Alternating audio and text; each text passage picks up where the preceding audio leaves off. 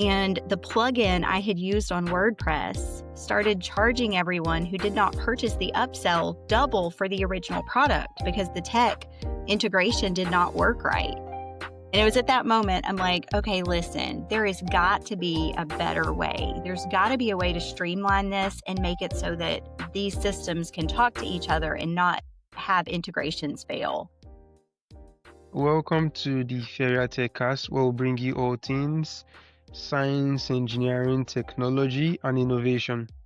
Today we are joined by Kara Williams, Tech Simplifier and Business Strategist, who helps successful entrepreneurs replace complex tech stacks with one simple system. With over 15 years of experience, she's helped more than 600 business owners streamline their operations, cut costs, and build automated systems for scalable growth. She's also the creator of the Proof First method, a validation process that acts like an MVP for business ideas. In this episode, we'll break down the architecture of a lean business system and how to eliminate operational debt. So, Kara, welcome to the show. Thank you. I'm so glad to be here. Thanks for having me. Yeah, I'm excited to have you on the show. So, let's dive in. You call yourself a tech simplifier, with over 15 years in this space. Yeah. So, what was the moment of frustration or inefficiency that made you realize that most entrepreneurs were over engineering their business systems? Yeah, so I was several years ago, I was logged into WordPress, I was logged into ActiveCampaign, I was logged into Kajabi, I was logged into ManyChat, and I was trying to make all of the things work. I was trying to create this workflow and make sure that everything worked the way it was supposed to so I could launch this new product. And I actually launched the product and I was doing an order bump and an upsell on the product. And the plugin I had used on WordPress started charging everyone who did not purchase the upsell double for the original product because the tech integration did not work right. And it was at that moment I'm like, okay, listen, there has got to be a better way. There's got to be a way to streamline this and make it so that these systems can talk to each other and not have integrations fail. And so that's when I really started doing my research and I found the platform that I use now so that everything is all under one hood basically. Everything can be connected. My email can talk to my text system and my automations can all work with my, course access. And so it makes it so much easier. Wonderful, wonderful. That's indeed interesting. So, for our audience of engineers and developers, your approach sounds like a classic systems architecture problem. So, reducing complexity and points of failure. So, can you walk us through the high-level logic of replacing 10 plus tools with one simple system? Yeah, well, there are several pluses to doing it. First of all, you usually save a lot of money. You usually save a lot of money every month that you can then use to put in your business for things like hiring, ads, marketing, or maybe just put back in your bank account, or take your family on vacation. What happens when you're trying to make all these systems talk to each other is every time you add a new platform and you ask it to integrate with another, there's a 20% fail rate. And so when you start stacking all these 20% fail rates, your customers are not getting the best experience that they could, and you're not getting the best outcome for your marketing efforts. So if you can reduce that and simplify with one system that you know works together and you eliminate all of those integration issues, you're not only saving money and time, you're also getting a better return on your marketing efforts. Really interesting. I'm really intrigued by your proof first method. So it sounds like building a minimum viable product for a business offer. Can you explain how it works as a validation layer before anyone writes a line of code or builds a full funnel? Yeah. So the way it works, what happened, I'll give you a little backstory so you understand where it came from. I worked over a year actually 11 months. I took 1,100 coaching calls with over 600 entrepreneurs. And during that time, what I found is most people were launching offers, freebies, and products and courses that they didn't know if their audience even wanted or needed. And so these entrepreneurs would come to me and they would say, Kara, I spent 6 months working on this freebie funnel and I put it out to my audience and I had two people download it. Like, what did I do wrong? And I'm like, well, did you ask your audience beforehand if they even wanted that thing that you created? And it was just, I found it to be cyclical. Every day I was having those same conversations. And so I actually created a tool that they can input what it is that they're good at, their skill set, who they want to serve, how they want to help them, and then it comes up with 10 different lead magnet ideas or freebie ideas, as well as five $2,000 plus offers that they can start testing with their audience so that they can test before they build and they can make sure that people are raising their hands before they actually go do all of the tech and all of the legwork to do those things. So the way it works is you input the information to answer those questions, and then the GPT actually says, would you like me to create 45 pieces of content for you? And when it creates that, these are like fully scripted, ready to create pieces of content. So if they're carousels, they're giving you every single piece of line item text to go on every carousel picture. If they're a talking head video or a short, they're giving you the exact script and the hook to use as well as the caption.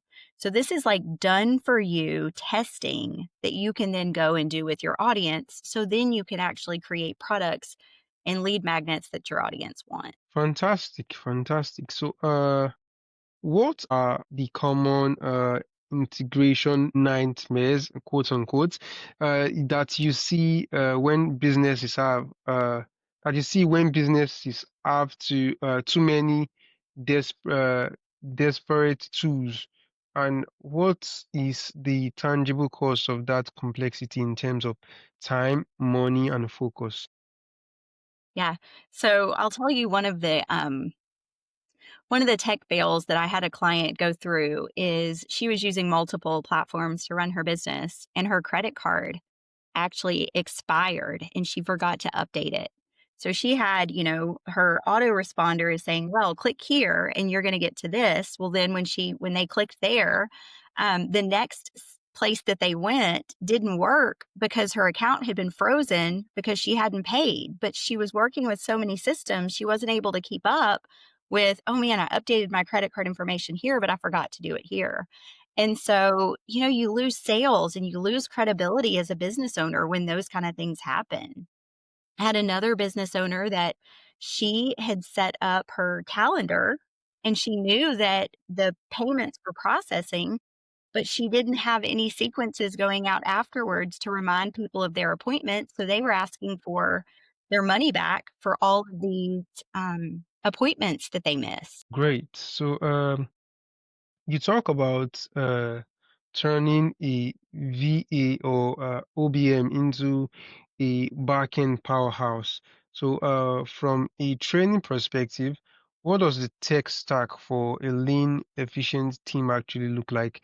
What are the core functionalities you think it must have? Yeah, so I put all of my clients that are doing courses, offers, if they are doing coaching, if they're doing anything other than strictly e-commerce, I put all of my clients on a high level platform. It's actually called Social Connector. It has amazing customer service and it's only 97 bucks a month. You can have unlimited courses and all of that. So what I normally do is when I'm working with an entrepreneur that has a team, I sit down and I just had one I onboarded today where I have a team meeting. We all come together and then I interview the entrepreneur in front of the team and I say, okay, what is it that is your vision? What are the assets you've already created and that are sitting there waiting for somebody to do something with them to make, to use it for your marketing and to make you money?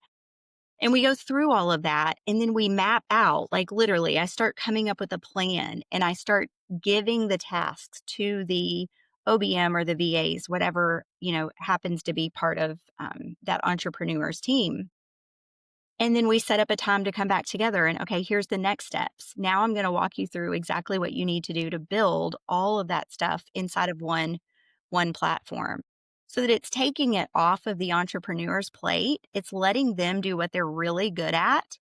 And then it's letting the VA and the OBMs do what they're really good at, which is support the entrepreneur. They learn all the tech so that the next time the entrepreneur says, hey, I want to launch this new package, they know exactly what needs to be created, how to create it, and all she has to do or he has to do is give them the assets. All right, Kara. So, can you share a specific client story that illustrates the before and after of this your simplification process? So, like, what were the key metrics of success? Time saved, or revenue increase, or stress reduced? Yeah.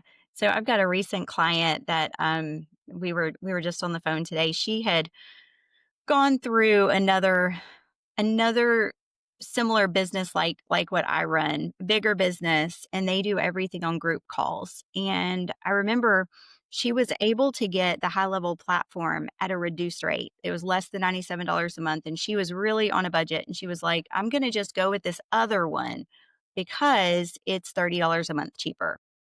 And, I warned her, you get what you pay for, but she went ahead and did that. Well, she called me in tears the very next day and she was like, that was awful. I just tried to onboard and it was literally a room, like a Zoom room with 100 other people. And the guy wasn't speaking English very well. And he was like, click here, click here, click here. And she goes, I don't know I don't know how to onboard. How am I ever going to use this platform? So we had, and this was several months ago. And so I told her at that point, I was like, listen, I know you want to save the $30 a month, but your time and your energy is worth more than that. So switch to this other platform. It's free to onboard one on one. And we got her switched over. Well, fast forward, I helped her outline her course. She wanted to create a course to help people move. So we outlined her course. I helped her script all the things and showed her how to record all the videos. She went off and she was editing. Well, she had all of them ready and she came back to me and she was following in my course portal how to get everything uploaded and online so she could do the offer. And it was all fear. She was operating out of fear. She was like, I don't think I'm technically savvy enough to do this. So I kept asking her, have you pushed play on the video? Have you pushed play? And she's like, no, I just can't do it. I don't think I'm going to be able to do it. And finally that night, I said, listen, go push play on the first video. If you have problems, call me back. So she pushed play. And by midnight that night, she had her entire course portal done because it was so much easier by watching where I clicked and me actually showing her instead of her having to go follow 16 YouTube videos that didn't apply to her business. And so when we were talking today, she revisited that first company that she was working with and she goes, I honestly never made it past their first 3 videos. She goes, I kept watching over and over and I couldn't figure out what they were telling me to do. So I just love to make things simple for my clients. And if there's a problem that they come across, chances are they're going to have to go watch a lot of YouTube videos to figure out what I could tell them in about 3 minutes. Interesting story there. So I'd like to ask Kara, for the founders in our audience who are brilliant at building products, but maybe less focused on their own internal system.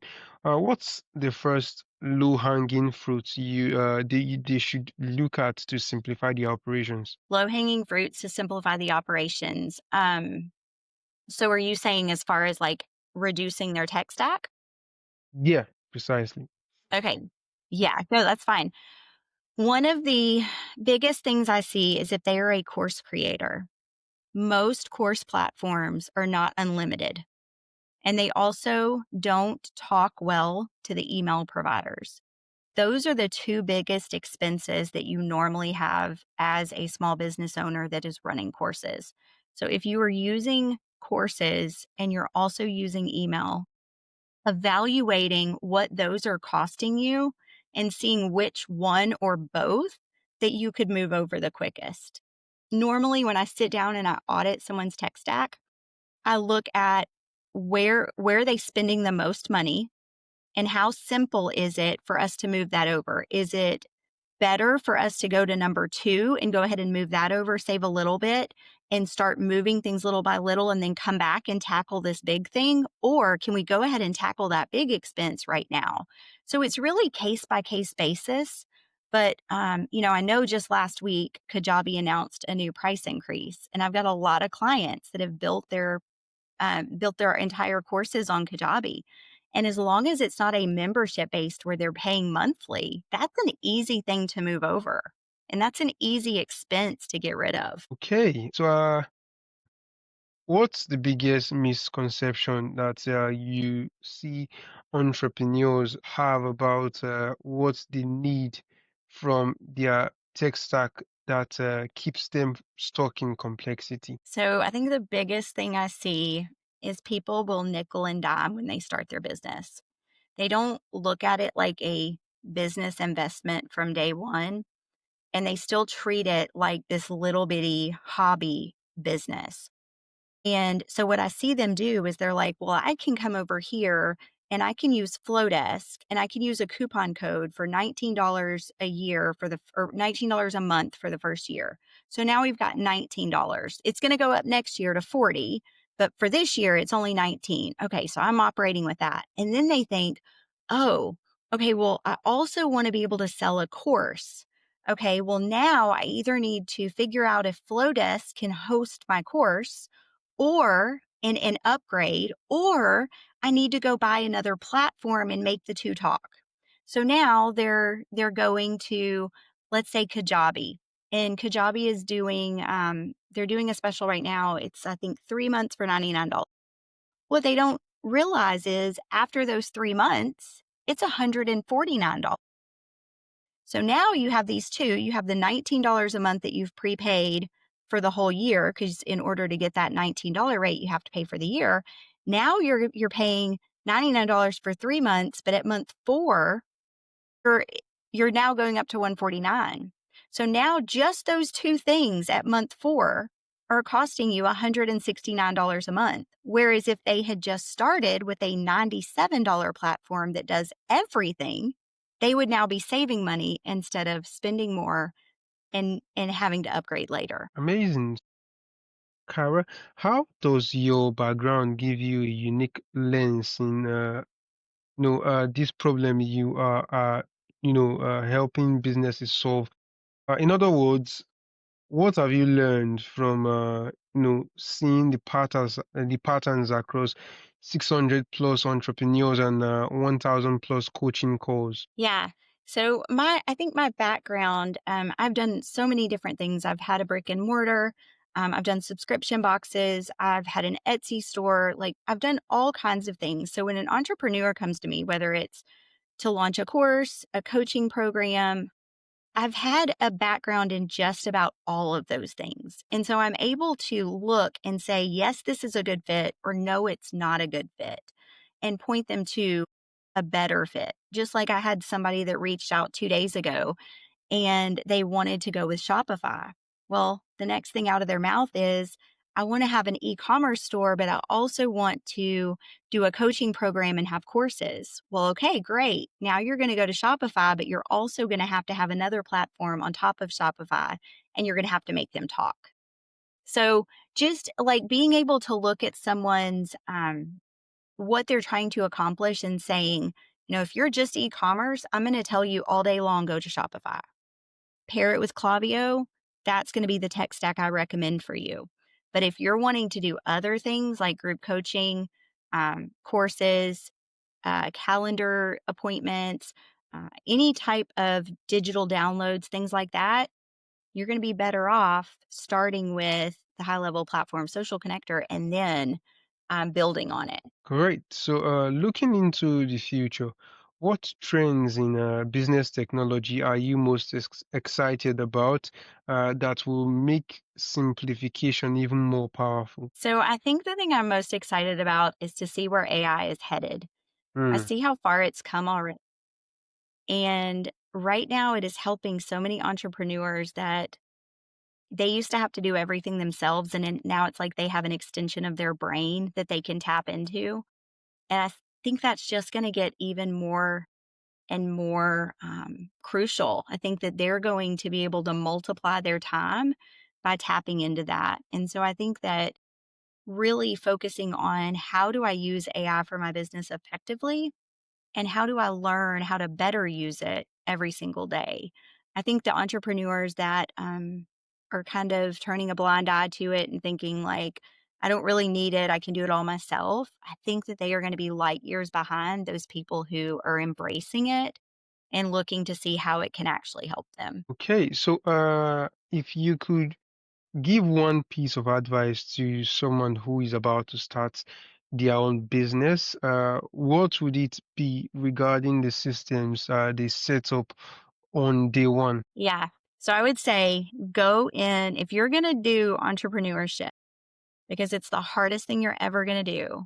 If you're going to do it, go all in and get a system that is going to grow with you. I like to say that I'm able to run my business on a Russell Brunson type scale. Like I could scale to that ability with a $97 platform. If you try to piece things together, you're going to end up just like me, where I was frustrated.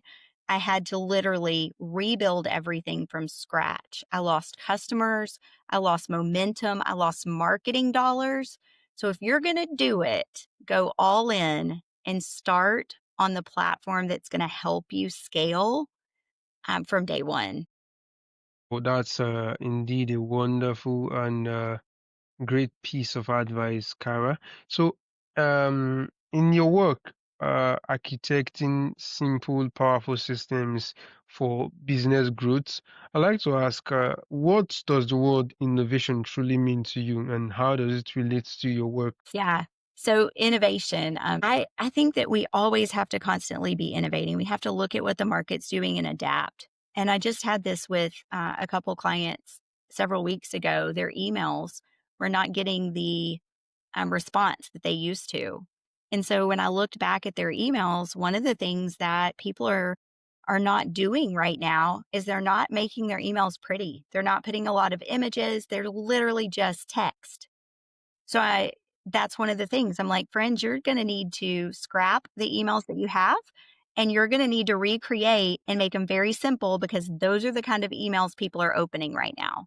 So being able to innovate and make changes within your business and implement the tech that you see as working instead of leaning on old tech, I think is gonna be a big crucial part. Wonderful, Kara. For our listeners who are ready to stop being the bottleneck in their own business and explore a simpler way, what's the best place for them to connect with you or get to find more about your resources and learn more about your, strategy?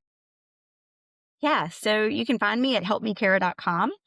And I'm on all the socials at Help Me Kara. So just Kara is my last name, HELPMEKARA. I'd love to have a conversation. I'm on Instagram a lot.